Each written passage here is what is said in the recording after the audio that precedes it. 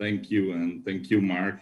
Thank to all the participants, obviously the member of government, friends and colleagues of the UN, friends and colleagues for the international organization, as we say in Eastern Africa, all protocol observed. It's been very inspiring listening previous people speaking. I really have to thank, although I don't know him personally, Michael Cullen, because it seems he was talking quite a bit of the things that we have been doing across the region.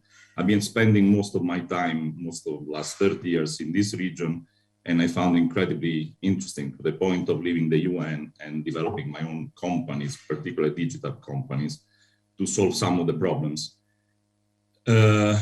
Obviously, the world that I've been looking at is a very peculiar part of that world, and I've been very much focusing on what the smallholders are, and not differently in Uganda from the rest of the Eastern African country. More or less, we're talking about 80% of the agricultural production being produced by smallholder, which is a pretty large number. And I still think that, I mean, this morning we heard a lot of incredible and very high quality analysis at macro level, but then when we try to zoom in at micro level, we end up quite a bit in a mysterious area. We have difficulty in segregating smallholder one from the other in terms of data, in terms of number, in terms of land productivity, in terms of risk, in terms of insurance, and most important, in terms of their entrepreneurial capacity.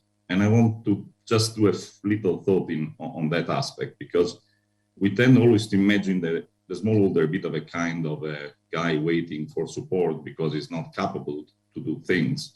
My impression is that normally smallholder are incredibly good entrepreneurs because are doing magic with very limited capacity, limited financial capacity, limited market opportunity, and often with very strong boundary.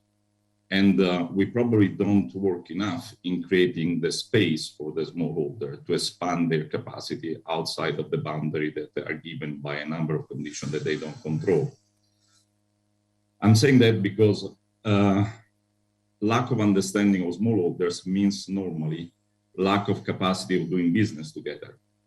And we end up in situations where we are kind of defining pretty clearly what a value chain, as we are doing this morning, what the value chain looks like from a macro perspective area.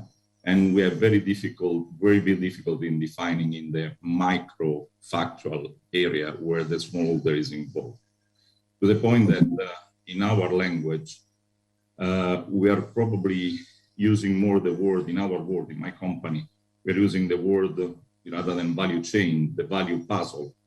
And it's a real value puzzle because all the actors are disconnected often. They don't talk to each other, and they tend to have very often opportunistic position rather than structured participation to a systemic process.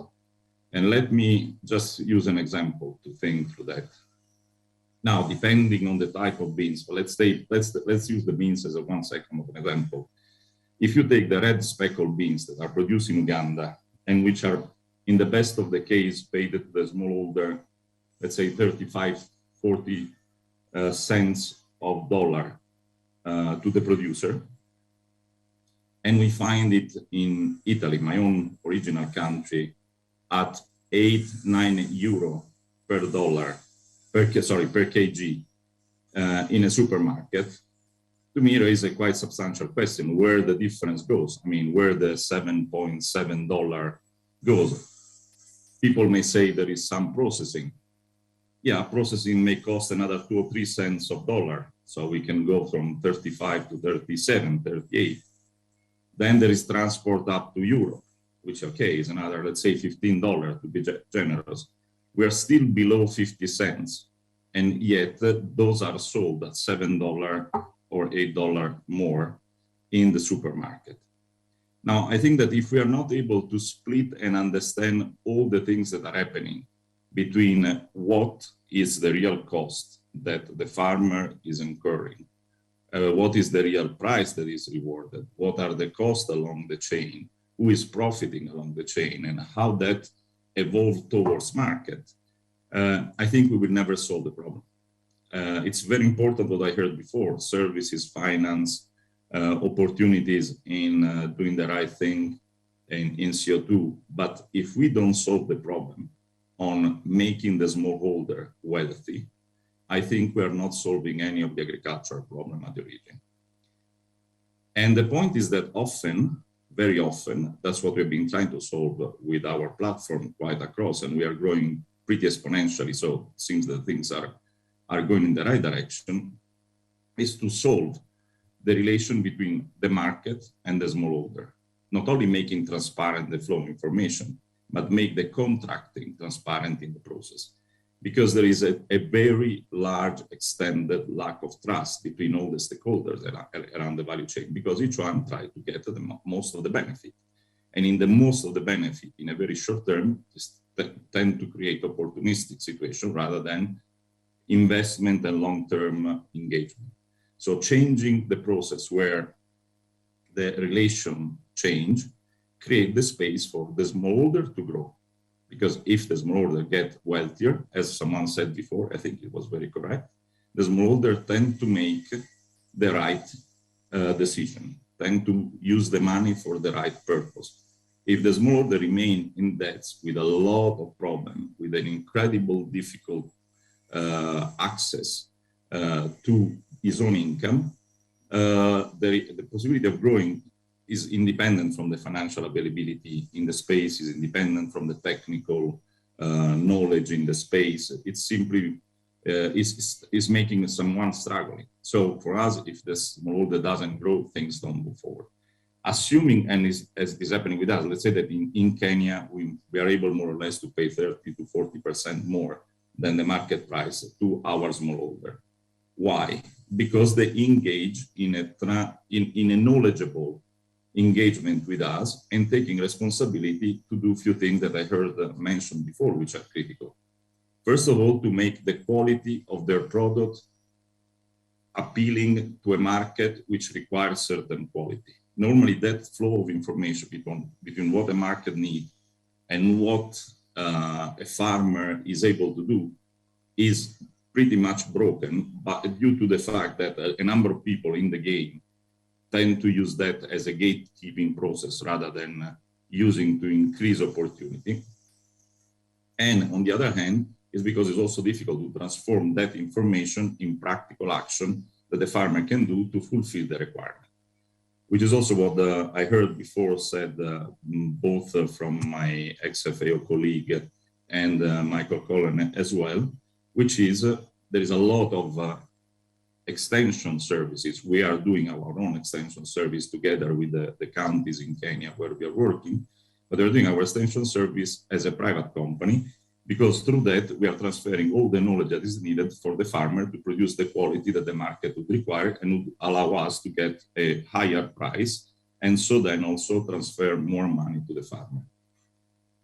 Said so, that I repeat can only happen, and the change in behavior can only happen if they are strictly connected with more income in the pocket of the farmer.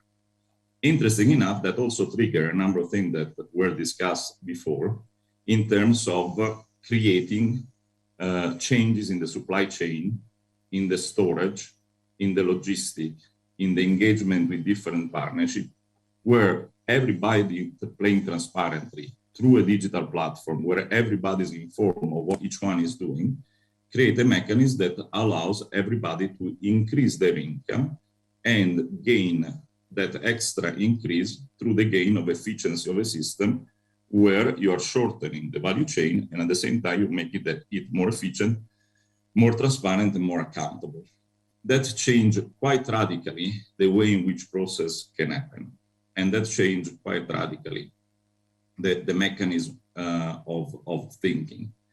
I would like to go through an extra effort, which I would love to see in my ideal world, the smallholder driven, every farmer in reality, but the big farmer, they already do it, but the smallholder driven by understanding the market before planting, before doing the agricultural activity, targeting a very clear market objective so that they can make all the right decision and they make eventually more money, which remains to me a critical point outside of all the broad discussion. That also requires few more things. I think that we are looking for smallholder often too much as a substitute of the large holder in producing low value. My opinion is that smallholder and low value commodities are a kind of a killing process towards smallholder, and yet I'm coming from a country where smallholders are doing 99% of our agriculture, and they're doing it with very high value in their own pocket. So I think there are interesting way of looking at it to make us thinking what agriculture could look like in Uganda if you adopt some principle. The first principle is that Uganda has an incredible opportunity, in my view, extremely exploited, which is having a lot of unique products which are at high value and which are having big demand in the market. And while that demand is there and the potential is there, is not exploited. That's meaning, what I mean is that we tend to over-invest in commodities. We tend to under-invest in decommoditized market, which are commodity-driven. Certain beans are sold twice the price in Europe, and yet they're paid the same value in Uganda or in Kenya. We should look a bit more in details of which beans has which market for which product. That applies to not only beans, it applies to cowpeas, and I'm still talking about the lower level of the agriculture value. Obviously, coffee has been mentioned a few times. I think a lot of work has been done in Uganda in coffee. Probably more can be done to make coffee more and more unique in certain parameters.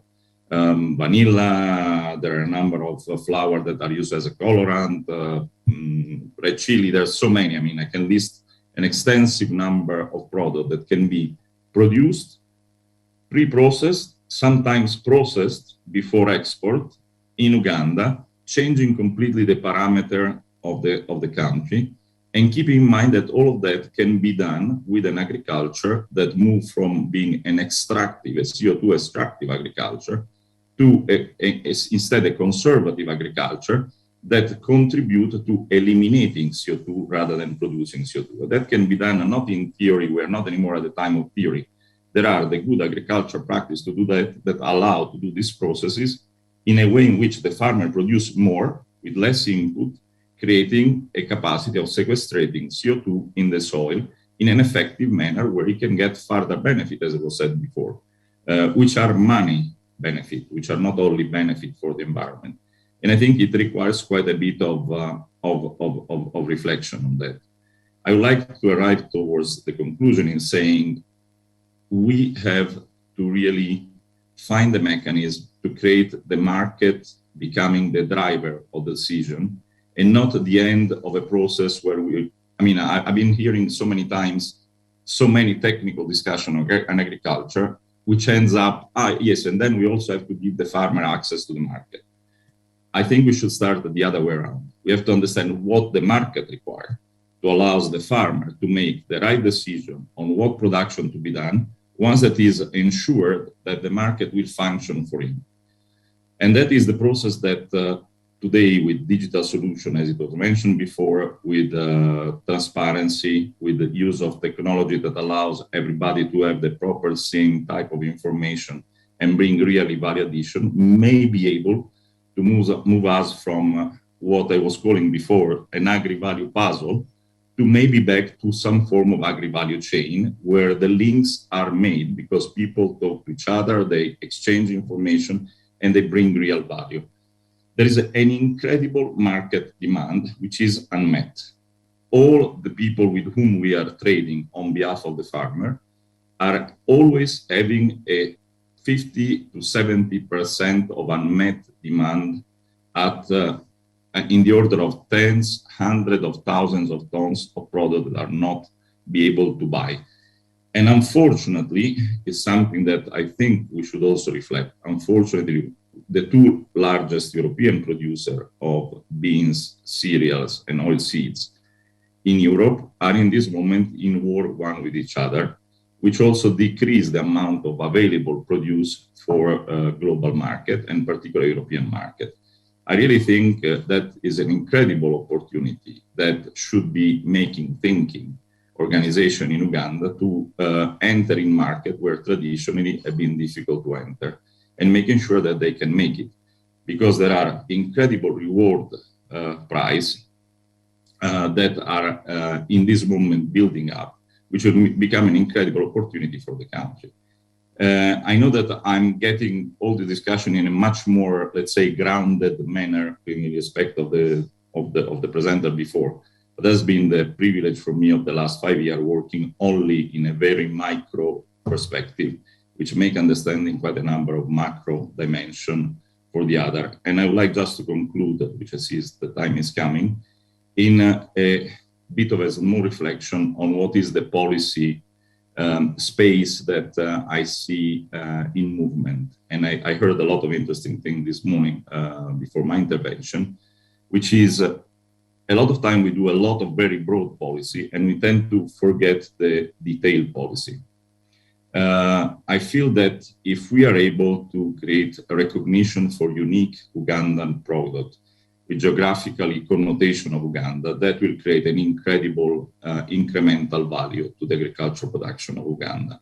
That would be a wonderful policy if that will happen, because that will create an incredible market opening. When I'm talking about this kind of unique products, I want just to make sure that it's clear.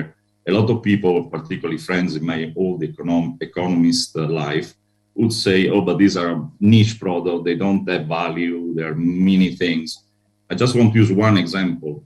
In Italy, we have thousands of niche products which are on the global market. The most famous one, probably for who loves food, which is the Parmesan cheese. The Parmesan cheese, it's worth around 2.5 to 3 billion euro a year. Considering the GDP of Uganda, $35 billion a year, that only single product is 10% of the value of the entire GDP of Uganda. So niche product up to a certain level, one single product can do that. Imagine having 20 products that are able to do a tenth of that. You're still having an incredible value of GDP that will be produced in a very efficient way with a smaller amount of agricultural production needed. So it's something which is really worth it to think through in creating unique, recognized product of Uganda. And last point, which is also super important, is very important that when we look at incentives related to policy and we look at incentive in the right way, incentives should be always transformational. Should not be incentive to support impossible to support agriculture chain. And transformational means also providing the right support to transform certain agriculture product to product that have to go in a different market. And that is an incredible opportunity. If you, for example, start to increase incentivizing transformation from traditional production to organic, bio, production that are recognized in a higher market, higher level market, production that recognize not use of child labor and a number of factors. All this can be incentivized to create a transformation in the agriculture. Finally and last, I think there is an incredible capacity of processing that can be implemented in Uganda, because a lot of the process that are today done outside of Africa most of the time can be easily done in Africa if there are the right market agreement. And that is something that I think it's an incredible space with this super interesting conference of Mukatano can bring us to make sure that we achieve a real complete rebuilding of value chains in a way that are efficient to a market, which should be an high-end market and not a low-end market. Because I have to come out from the idea that if we produce in Africa, we're only producing low-end or very, very, very niche marginal products that are ending up to be interesting. I think that it's time to reevaluate and reestablish an incredible advanced, innovative, and carbon and social sensitive agriculture. Thank you.